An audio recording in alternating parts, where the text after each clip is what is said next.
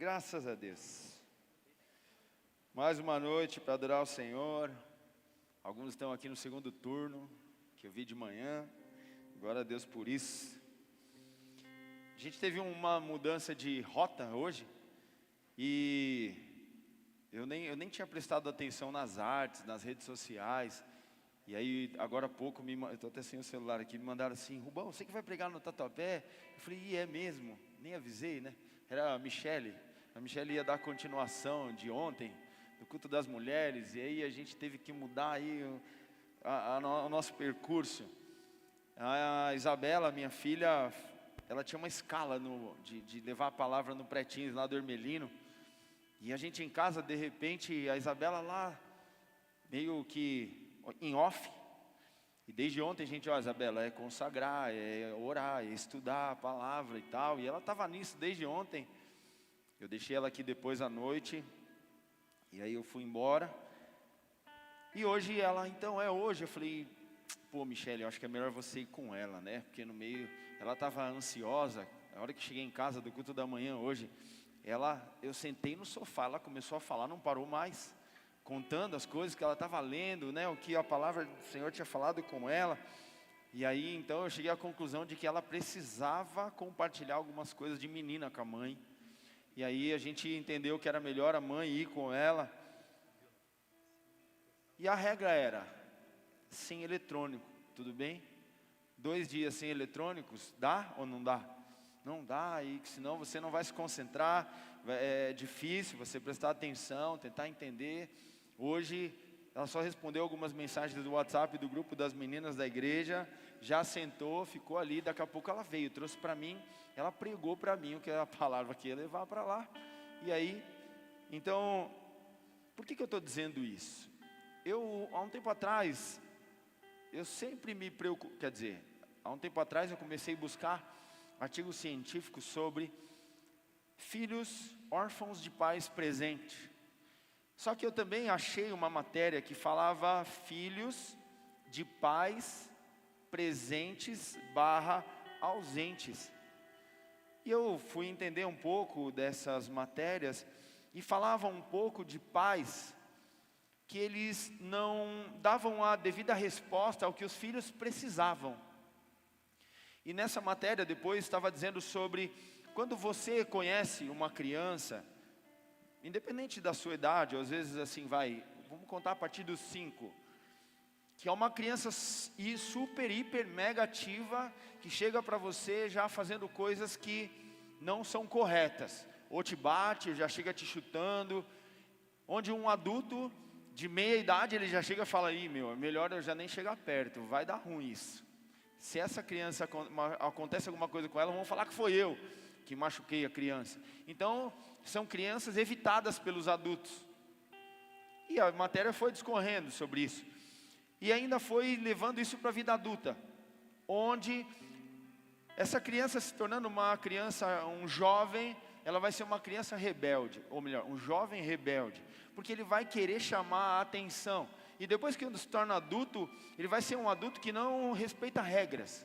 Ele vai querer ser alguém, um anarquista, um revolucionário. Eu digo na parte de chamar a atenção, não na parte da nossa consciência inteligente. E aí, depois ele voltou à matéria dizendo: por quê? Quando a criança pequena, ela fazia coisas que sabia que desagradava aos pais, para entender o que era correto a ser feito. Só que a criança, ela não tem esse intelecto, não consegue pensar. Ela tem as ações. Então ela imita algumas coisas que elas veem, que sabem que dá briga, para entender o que não é, ou qual é o limite, ou qual é o certo a se fazer, esperando uma correção. Então elas ficam replicando isso, até terem uma devolutiva de o que não é para fazer. Só que essa matéria estava dizendo que os pais, por não saberem comunicar com os filhos, não lidar com esse tipo de ação, ou eles põem de castigo sem explicar, ou eles dão um eletrônico para a criança se distrair, e ela para. Inconscientemente, essa criança, ela vai achar que todas as vezes que ela faz alguma coisa errada ou para chamar atenção, ela vai ter algo que libera dopamina no cérebro dela e ela vai ficar satisfeita. E isso vai se discorrer pela vida toda. Filhos de pais presente / ausente, que colocam diante do filho uma resposta que ele não esperava e que ele também não precisava. Mas qual é a culpa? É a culpa de quem? A culpa é de vítimas, porque ninguém ensinou isso para nós. Se a gente não buscar conhecimento, a gente não vai saber. Se a gente não buscar conselhos, eu tenho uma amiga psicóloga que eu falo com ela com uma certa frequência. Minha filha, ela tem certo tipo de comportamento, o que é melhor eu fazer para ela entender o que eu quero dizer, antes de errar, porque depois que errou, para corrigir é muito difícil. Então, aí nesses dias assim, né, filha sem celular, e ontem ela teve um aniversário. Seguinte, você tem que preparar palavras, você tem que se consagrar, e o aniversário, você sabe, você não vai querer voltar. Vai chegar uma hora que eu vou te buscar e você vai querer fazer com que não ouviu. Então eu vou te deixar lá às 5 da tarde. E às 6h15 eu vou estar na portaria. Eu não vou te chamar. 6h15 eu estarei lá e você vai ter que estar na porta me esperando. Tá bom? Pai, mas me liga. Eu falei, eu não vou falar 2 vezes. É um combinado entre nós. Aí depois a gente vai, eu te busco e você vai para o culto das mulheres. Porque depois eu não vou estar lá, eu não vou conseguir te buscar. Eu tinha algumas coisas para fazer à noite. Então, e aí quem que vai te buscar depois? Tá bom, combinado? Combinado. Vai eu lá, deixei 5 horas, 5h15 eu estava na porta, eu estacionei. Ela me ligou, 5h15. Pai, cadê você? Eu falei, eu estou aqui, onde eu te disse. Então tá bom, eu estou saindo. Sem pressão, sem pegar no pé, sem dizer que ela estava errada. Porque uma amiga psicóloga me disse que tudo que é combinado antes, você não precisa corrigir depois. Se você avisar antes do que vai acontecer, você já vai não ter surpresas. E quando ela se tornar um jovem, ele vai ter uma comunicação aberta. E é isso que muitas vezes eu entendo que faltou na minha vida. Eu tinha ausência de pai, porque ele faleceu cedo, mas eu tinha ausência de mãe, porque ela trabalhava demais para sustentar 2 filhos e ela sozinha. E então eu tive ausência de mãe presente, que não teve uma certa comunicação. Aí eu me tornei tudo isso que eu dei de exemplo agora. Fui o rebelde, o adulto que não gostava de regras. Mas para que eu estou dizendo tudo isso? Para chamar a sua atenção e a gente orar para começar a palavra. Vamos orar? Pai, em nome de Jesus, nós te agradecemos por essa noite. Porque mais uma vez nós estamos diante da Tua presença e nós sabemos que diante da Tua presença é impossível a gente não ser transformado. E o que nós queremos fazer agora é te pedir, Pai, abre os nossos corações. Porque muitas vezes a gente não sabe fazer isso, a gente não sabe abrir a nossa forma de pensar para uma forma nova. E a Tua palavra diz que o Senhor não coloca vinho novo em odre velho, transforma cada um de nós em odres novos, preparados para receber a novidade de vida que vem dos céus. Por isso nós te pedimos nessa noite, Pai, impacta as nossas vidas com a Tua presença. Fala tudo aquilo abertamente como um pai que exorta o filho, porque nós queremos ouvir os nossos limites, nós queremos ouvir as nossas correções, para que nos próximos dias nós possamos agir como os filhos Teus, como os filhos queridos do Senhor, que estão prontos para receber a Tua herança. É assim que nós oramos, em nome de Jesus, amém, graças a Deus.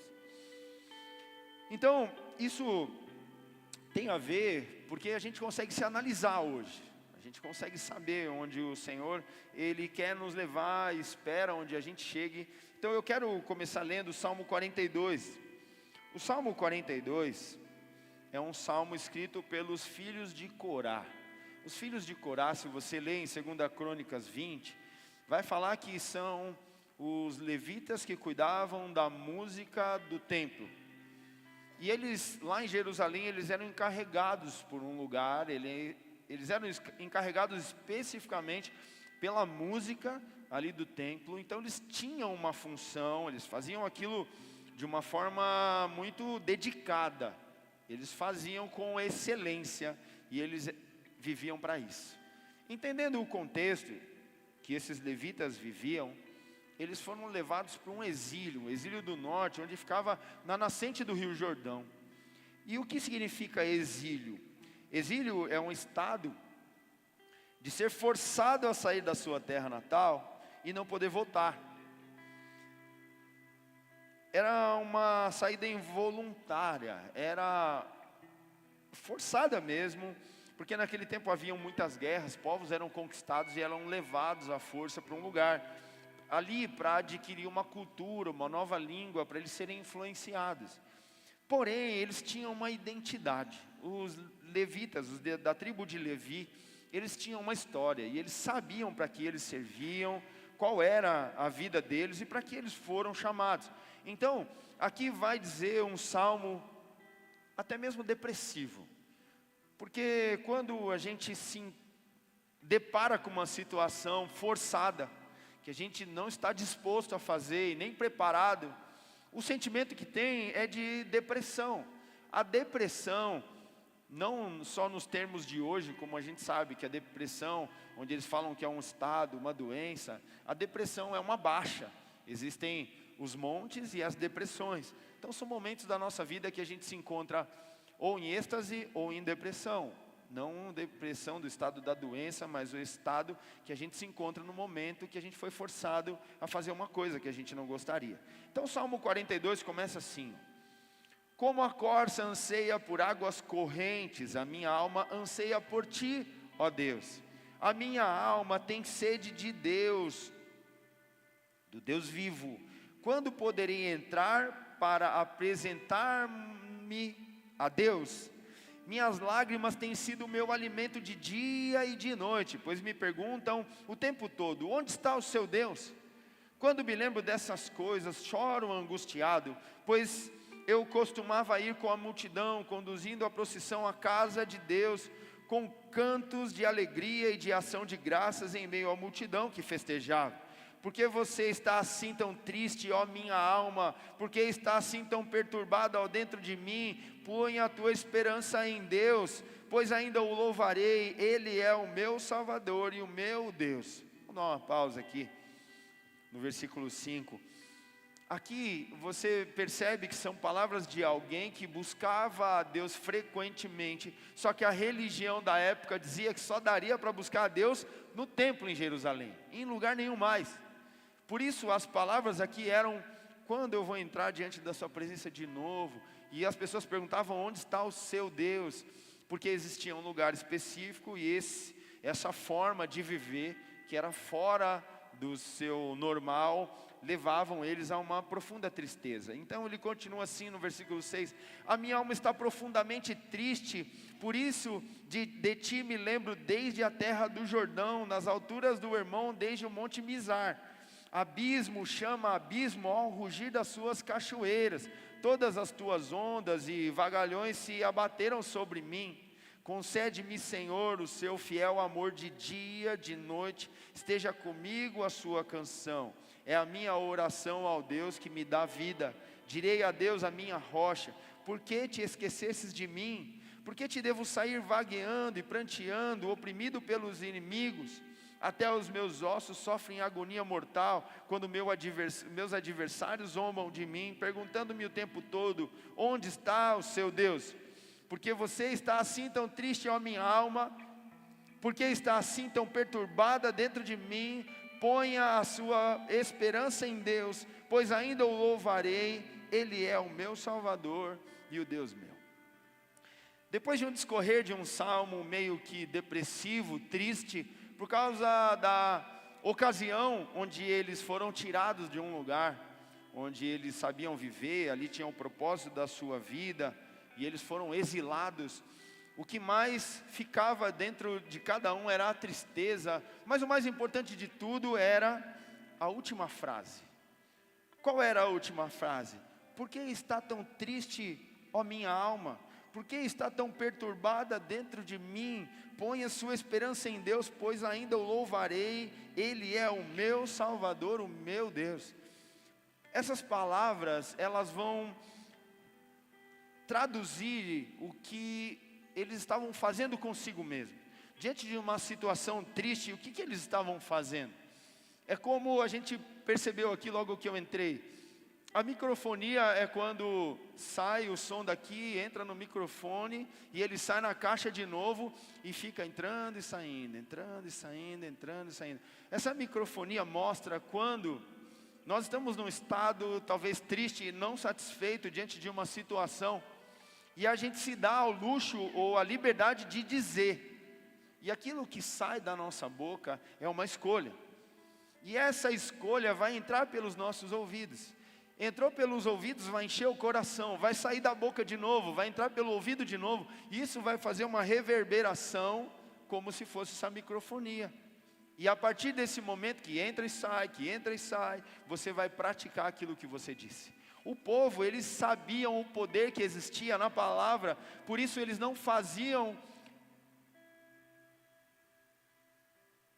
através do que eles estavam sentindo.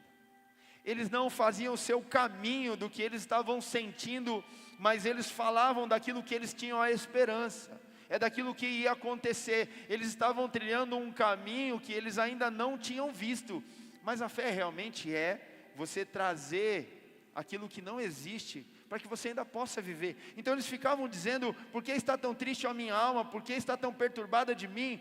Ponha a sua esperança em Deus, pois ainda o louvarei, Ele é o meu Salvador e o Deus meu.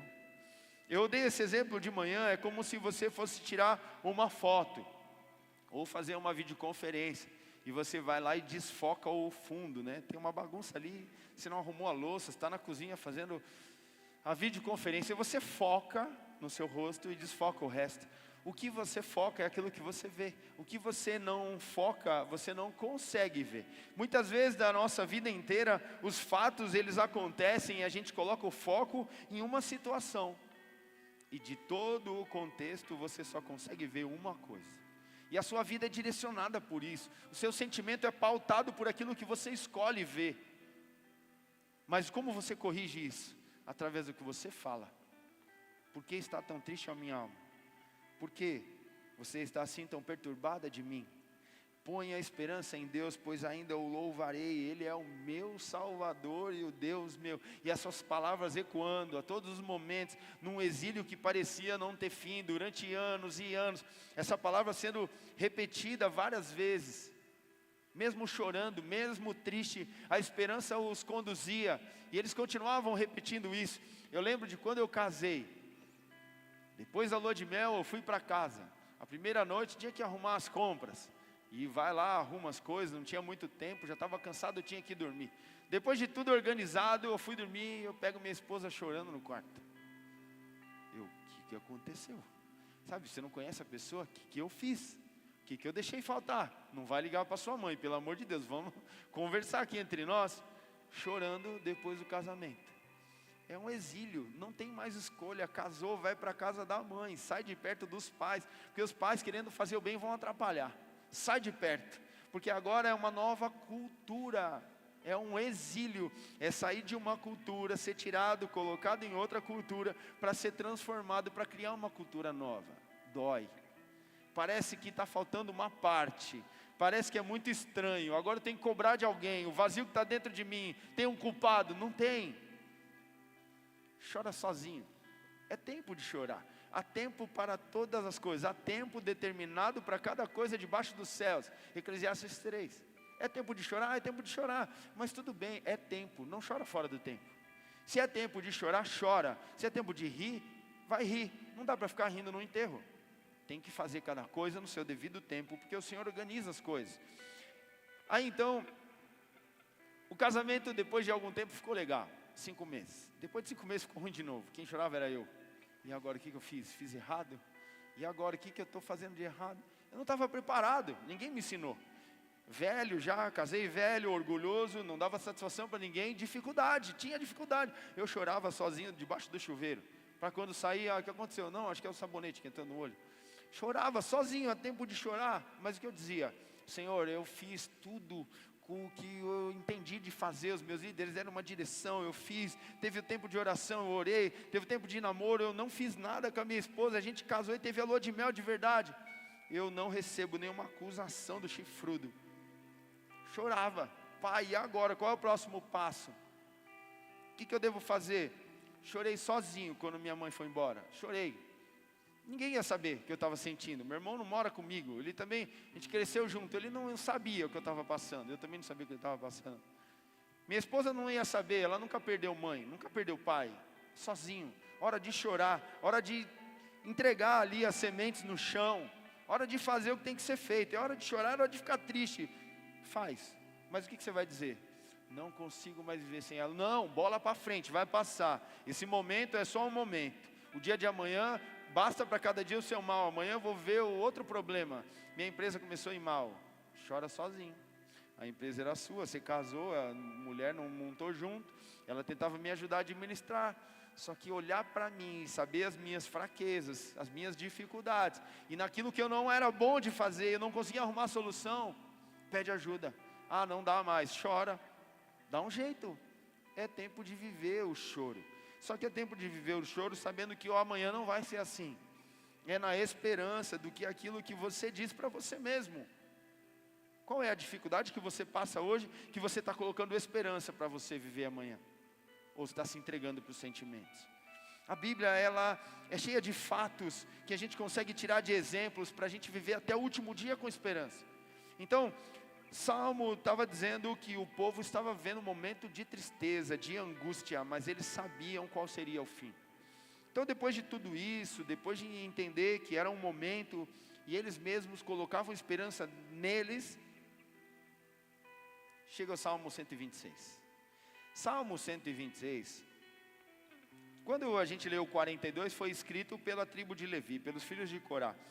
Mas Salmo 126 foi escrito pelo povo, era a visão do povo em relação àquele exílio, quando eles saíam do exílio e voltaram para sua terra. E olha que interessante, Salmo 126 todo mundo já conhece. Muitas vezes alguém veio abrir o culto aqui e leu esse versículo porque ele é curto. Não, é porque ele faz sentido. Salmo 126 fala assim, ó: quando o Senhor trouxe os cativos de volta a Sião, foi como um sonho. Então a nossa boca se encheu de riso, a nossa língua de cantos de alegria.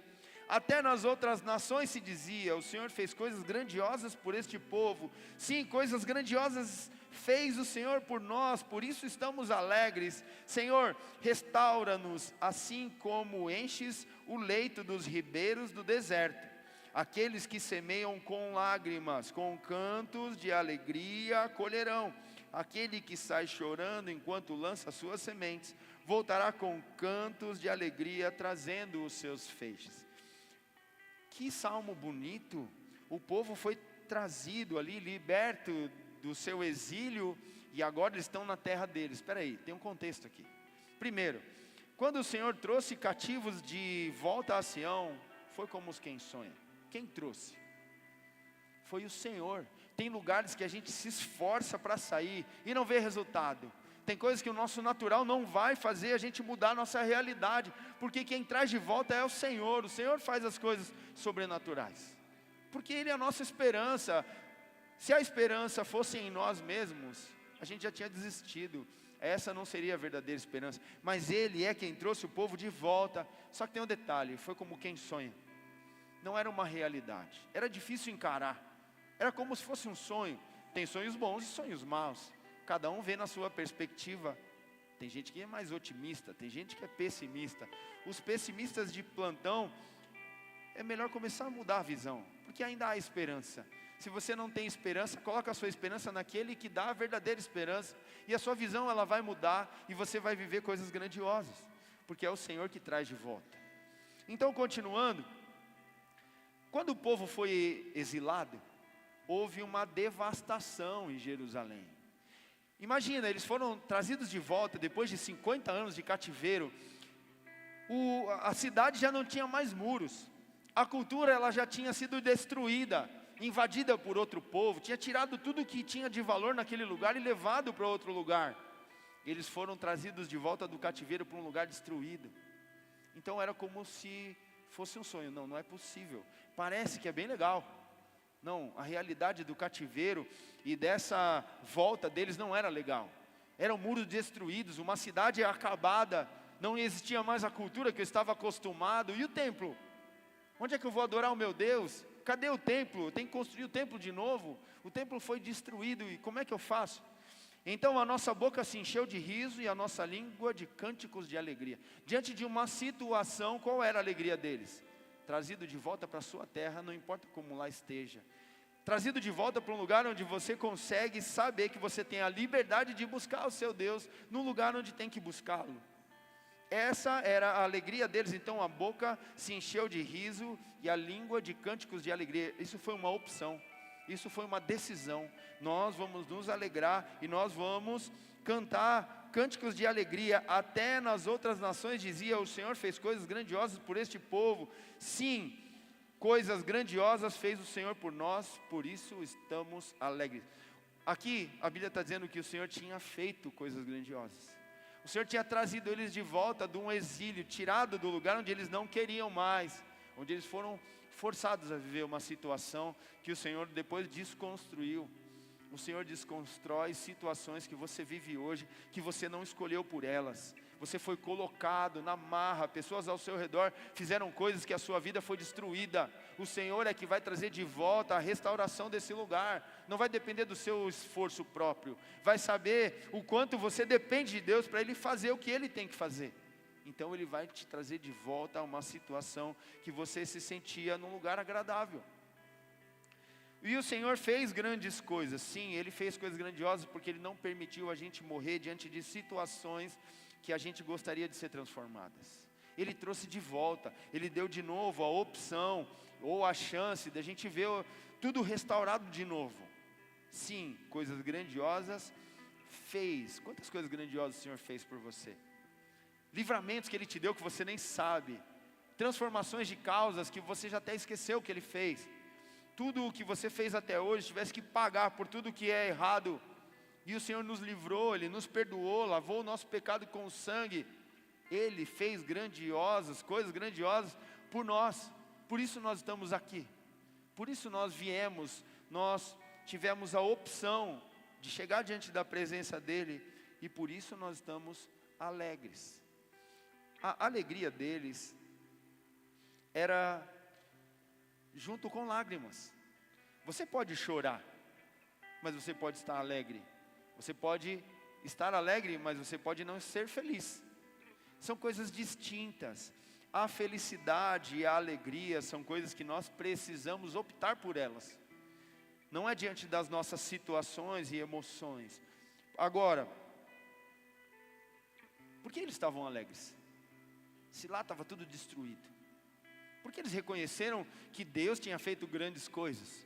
Quando eles chegaram naquele lugar, a primeira coisa que eles pensaram: só cada um de nós pode restaurar tudo que foi destruído. Nós que amamos esse lugar, nós vamos reconstruir tudo de novo. Por isso eles estavam alegres, porque eles sabiam que os reconstrutores daquele lugar seriam eles, e somente eles. Poderia chegar qualquer outro povo ali. O povo que chegasse com outra cultura não ia levantar os muros de novo, não ia colocar o templo em atividade, eles não buscariam a Deus. Então o povo chegou mesmo num lugar que parecia ser destruído, eles ficaram alegres, porque só eles iam reconstruir conforme a vontade de Deus. Era o povo de Deus que estava lá, por isso eles sabiam que ia ser construído e reconstruído tudo conforme a vontade de Deus. Porque você está no lugar onde você está, porque você é povo de Deus e vai fazer conforme a vontade de Deus. Podia ter qualquer outro no seu lugar, ia ser feito conforme a vontade de qualquer um, mas o Senhor te colocou nesse lugar, para você reconstruir conforme a vontade dEle. Povo escolhido, sacerdócio real, nação santa. Por que eu estou nesse lugar? Porque você tem que estar. Hoje é uma grande opção, ou melhor, uma grande oportunidade, de você mandar mensagem para alguém que você quebrou a amizade por causa de política. Não sei se já saiu o resultado. Manda, me perdoa, tem nada a ver. Eleição, dividir a gente, a nossa família, não tem nada a ver. Eles não almoçam com a gente, nós somos família. Eles estão ali ganhando o dinheiro deles. Por que você parou de falar com alguém por causa de política? Que ganhe o partido deles ou o meu, tanto faz. Mas Deus não nos chamou para dividir, Ele chamou a gente para unir. Ele chamou a gente para ser uma nação só, não uma nação dividida. O que eles querem fazer é dividir a igreja, para que eles tenham o poder para dominar a gente. Nós precisamos ser uma igreja pensante, uma igreja que determina os passos que a igreja vai dar, independente da situação política que o país viva, porque a única esperança do mundo é a igreja. Não tem uma outra esperança. Nós estamos aqui hoje, num dia de eleição, porque a igreja é a nossa esperança. A palavra de Deus é a nossa esperança. Então, esse povo, no versículo 4, Senhor, restaura-nos, assim como enche o leito dos ribeiros no deserto. Eles clamavam para que o Senhor restaurasse de novo, mas eles estavam alegres, porque ia ser com eles. O testemunho ia vir da boca deles. Eles iam fazer com que o local fosse reconstruído, a cultura fosse levantada de novo, porque o povo ao redor diria: o Senhor fez coisas grandiosas por este povo. Testemunhos. Quantos testemunhos sairão a partir de hoje desse lugar? Porque o Senhor fará grandes coisas no nosso meio, e o povo ao nosso redor vão dizer: o Senhor fez coisas grandiosas por este povo. Mas o Senhor só pode ser exaltado porque o povo dele estava num lugar destruído, e o povo de Deus ia reconstruir aquele lugar. Qual foi o lugar que o Senhor te chamou nessa noite para reconstruir de novo? Qual é diante dos seus olhos o lugar que está talvez destruído ou em ruínas, onde não tem esperança, que o Senhor te colocou ali não por acaso, mas com intenção, para que você possa ser um instrumento de reconstrução? O Senhor não age aleatoriamente, Ele é intencional. Tudo o que aconteceu é intencional. O que Ele faz na nossa vida é intencional. Ele não perdeu o controle. Ele não faz as coisas de qualquer jeito. Ele não coloca: vamos tentar esse, depois a gente tenta esse. Não, a virada de estação, a mudança de tempo, isso é determinado de acordo com a vontade dEle na nossa história. Ele criou cada dia, Ele já escreveu antes de cada dia existir. Faz parte do plano, entenda você ou não. Se a gente entende, a gente faz parte. Se a gente se rebela, a gente vai querer virar as costas.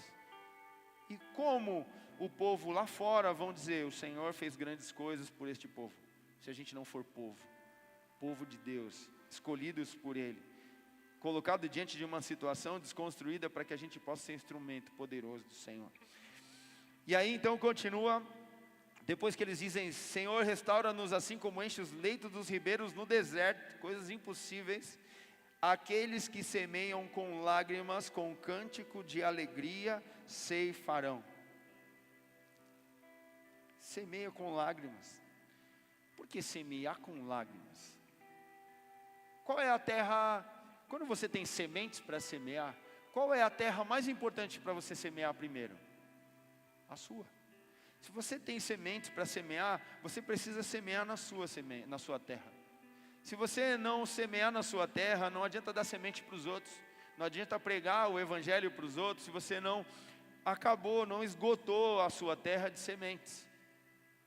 Você precisa semear na sua terra primeiro. Quando você lê a passagem que fala assim: amar o próximo como a ti mesmo, a Bíblia está dizendo que você precisa se amar primeiro, você precisa se cuidar primeiro, você precisa se abastecer primeiro, você precisa se alimentar bem primeiro, você precisa crescer primeiro, você precisa ler primeiro, você precisa estudar primeiro, você precisa buscar primeiro, você precisa buscar conselhos, cuidar de você, cuidar da sua casa, cuidar da sua família, cuidar das suas finanças. Você precisa cuidar primeiro, porque não adianta a gente querer fazer de bom samaritano, ajudar todo mundo, fazer por todos, e fazer todos dependentes de nós, e no dia que a gente morre, é melhor que a gente nem existisse. Pessoas se matam porque a gente não pode mais ajudar e fazer a nossa parte. Você não ensinou ninguém a semear na sua própria terra, e você ficou semeando na de todo mundo, e quando você vai embora as pessoas morrem de fome. Primeiro você precisa amar a si mesmo, você precisa durar muito. Você precisa fazer o seu melhor, sua saúde precisa estar em dia, sua saúde emocional precisa estar em dia, sua saúde mental precisa estar em dia. Quanto você tem investido em você, que você investe nas coisas? Quanto você tem colocado de dedicação na sua empresa, que você não coloca no seu CPF, em você mesmo? Muitas vezes a gente coloca em risco a nossa casa, porque a gente quer se dedicar para o nosso trabalho, para a nossa empresa, para a nossa igreja, para o ministério, e às vezes a gente não está dando o devido valor. E tem horas que é o contrário, a gente trata tão bem de nós mesmos que a gente fica mimado, não quer fazer nada. E aí, vamos servir? Vou nada, eu vou ficar em casa. Que nada, esse negócio de servir para lá. Por quê? Você não serve para nada? Tem que servir para alguma coisa, em casa, fora de casa, na igreja, na sociedade. A gente precisa servir, a gente foi criado para isso. Eu vou repetir de novo uma coisa que eu sempre falo. O Senhor, Ele nos chama de ovelha.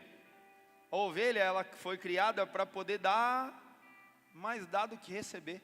Quando você tira a pele, o pelo da ovelha, ela é magrinha, desse tamanho assim, ó, parece um esqueleto, mas o que ela serve é gigantesco.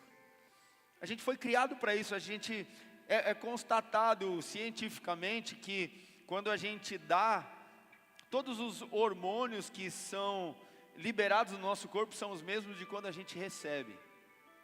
Quando você serve alguém, é melhor do que você ser servido, porque ser servido é um fator de necessidade. Você quer ter necessidade? É melhor dar 10 cesta básica ou é melhor receber 10 durante o ano? A alegria e a felicidade é em servir do que ser servido. Jesus, ele falou, eu não vim para ser servido, eu vim para servir. Nós temos um Deus que faz com que a gente tenha escolhas. E nessa noite, qual é a ministração que você dá para você mesmo, que vai ficar reverberando nos seus ouvidos? O que tem saído da sua boca que está determinando o seu caminho? Qual é o poder da palavra que tem saído da sua boca, que você tem vivido por esses anos? E anos vão se passando, e os anos vão passando, e a vida parece ser igual. Então, no versículo 5, aquele que semeia com lágrimas, com cantos de alegria colherão. Tem que semear. Qual é a semente que você está plantando? Qual é a boa terra que você tem para plantar, se não for a tua? Qual é a semente que você está semeando em você mesmo, na sua boa terra? O que você tem dito para você? Qual é o caminho que você vai trilhar depois de sair desse lugar de exílio? Talvez você saiu do exílio e entrou de volta para onde era a sua terra e está tudo destruído. O que você tem dito para você mesmo? Eu fui embora de casa, não dava mais, agora eu voltei, mas não mudou nada. O que você tem feito para mudar? É opção, é escolha. O que você tem dito para você mesmo? Vai mudar, eu tenho certeza, porque eu voltei. Se eu não voltasse, continuaria tudo igual, mas eu estou aqui. Eu vou fazer, eu sou o elemento de mudança para esse lugar. Eu sou aquele que determina aquilo que vai viver daqui para frente. Eu escolho o caminho de Deus. Eu escolho fazer da minha vida o que Deus espera dela. Eu escolho. Aquele que sai chorando enquanto lança a semente, voltará com cânticos de alegria, trazendo os seus feixes. Versículo 6. Aquele que sai chorando enquanto lança as sementes. Talvez você tenha que semear agora. E você diz, eu não consigo. Faça chorando. Faça com dificuldades. Apenas faça. Porque a única certeza que a gente tem é, nós colheremos aquilo que a gente planta. Você vai viver aquilo que você diz. Você verá coisas em que você está indo de encontro. Não tem outro segredo. Por que as coisas não vêm? Porque não foi semeado. O Senhor nos dá uma chance nessa noite mais uma vez. Qual é a semente que você planta na terra que você escolheu? A sua necessidade vai determinar a semente que você vai semear. Qual é a sua necessidade hoje? E qual é a terra que você vai plantar? Seleciona as suas sementes e planta cada uma delas em você mesmo, para você poder colher daqui a um tempo, porque há tempo determinado para cada uma delas. Só que você hoje tem uma lição: tira todas as sementes de erva daninha que você tem colocado na sua vida, todas as palavras destrutivas, todo o foco desnecessário em coisas que vão tirar a sua energia, o seu vigor, para pegar com lágrimas as sementes necessárias para plantar em você mesmo e dizer as palavras necessárias que você vai colher a partir de hoje, em nome de Jesus. Eu sei que dói, a autoavaliação dói, a verdade liberta. Qual é a verdade que você precisa ouvir de você mesmo hoje para te libertar do cativeiro e do exílio que você viveu até agora? Que tem mais servido de desculpa. Conhecereis a verdade e a verdade te liberta. Seja liberto nessa noite de você mesmo. Seleciona as sementes que você vai semear na sua boa terra, para que você possa então colher, e com alegria você vai trazendo os feixes. Aquele que sai chorando enquanto lança as sementes, voltará com cânticos de alegria, trazendo os seus feixes. Feche seus olhos. Aquele que sai chorando, aquele que entende qual é a função. Por que você vai ficar alegre? Porque você é um escolhido de Deus para transformar onde você está. Deus não te colocou para você ir embora. Deus não te escolheu para você sair virando as costas. Ele te escolheu para que você mesmo chorando vá plantando as sementes, porque você vai colher no tempo oportuno, porque o Senhor tem um tempo determinado para cada coisa. E as promessas do Senhor, elas não voltam atrás. O Senhor é aquele que cumpre o que prometeu. Ele não é homem para que minta, nem filho do homem para que se arrependa, mas aquilo que Ele determinou para a gente, nós viveremos. Oh, porque está abatida assim, ó minha alma? Porque você está tão triste? Porque você está tão perturbado dentro de mim? Põe a sua esperança em Deus, pois ainda o louvarei. Ele é o meu Senhor e o meu Deus. Ele é o fiel, aquele que cumpre o que prometeu. Porque aquele que sai chorando enquanto lança as sementes, voltará com cantos de alegria, trazendo a sua colheita, trazendo os seus feixes. Determina a sua próxima colheita. Qual é a colheita que você quer fazer? O que você quer viver nos próximos anos? Qual é a semente que você tem que plantar a partir de hoje?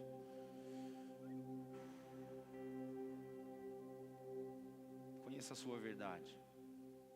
O que você tem que deixar de ser para você poder viver aquilo que você tanto espera? Por que isso não veio antes? Qual foi a semente que você não plantou até agora, que a partir de hoje você sabe que você vai plantar? Porque o Senhor, Ele não revela nada em vão. Tudo que o Senhor faz é bom. Tudo que o Senhor diz é bom. Ele é Pai e exorta aqueles que Ele ama, porque Ele quer uma colheita inigualável para cada um dos seus filhos. E a partir de hoje você viverá a restauração de Sião. Você viverá a restauração da sua casa, a restauração de tudo que foi perdido, porque Ele não é aquele que mente,